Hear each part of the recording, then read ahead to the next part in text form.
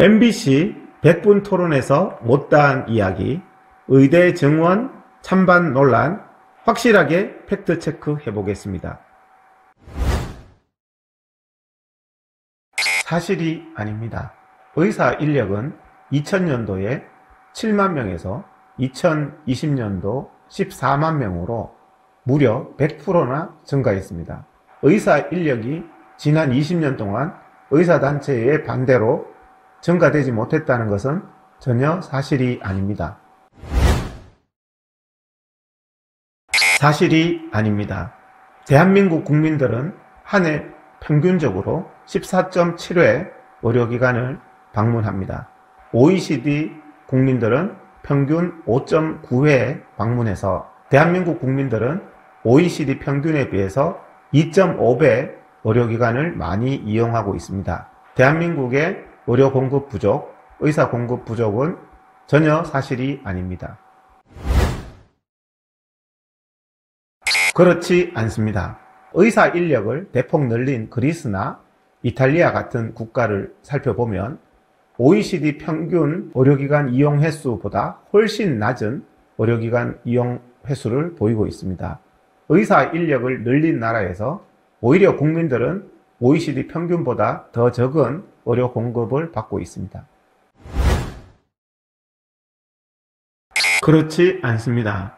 우리나라 의료의 질은 세계 최고 수준이어서 부실 진료라는 말은 전혀 사실이 아닙니다. 대한민국의 의료 수준은 세계 최고이고 의료 장비 또한 세계 최고 수준의 장비로 또 장비를 다루는 사람들의 인력의 수준도 세계 최고입니다. 또한 치료 결과도 세계 최고 수준의 결과들을 보이고 있기 때문에 부실 진료라는 말은 전혀 사실이 아닙니다. 맞습니다. 공무원을 늘려서 국가 경제가 파탄난 그리스처럼 대기업도 직원을 2배로 늘리면 기업이 파산할 수밖에 없습니다. 의사 인력을 대폭 늘린 나라들마다 의사들의 동기 상실과 국가 의료비 증가로 그 국가의 의료가 매우 열악해지는 현상을 많이 볼 수 있습니다. 의사를 늘린다고 필수 의료 기피 현상이 해결되지 않습니다. 그 예로 지난 10년간 대한민국 의사 인력은 30% 증가했지만 필수 의료 기피 현상은 더 심해졌습니다. 의사 인력을 늘리면 필수 의료가 해결된다는 것은 사실이 아닙니다. 그렇지 않습니다. 소아과 의사가 지난 10년간 32%가 증가했고 15세 이하 소아 인구는 21%가 감소했습니다. 소아과 의사가 많이 증가했고 소아과 의사가 진료해야 될 대상 환자인 15세 이하 인구는 급격히 감소했는데 소아과 의사가 다 어디로 갔을까요? 소아과 의사들은 소아과 진료 환경이 열악해서 소아과 진료 현장을 떠나서 발생한 일입니다. 의료의 질 저하가 심각하게 발생할 우려가 있습니다.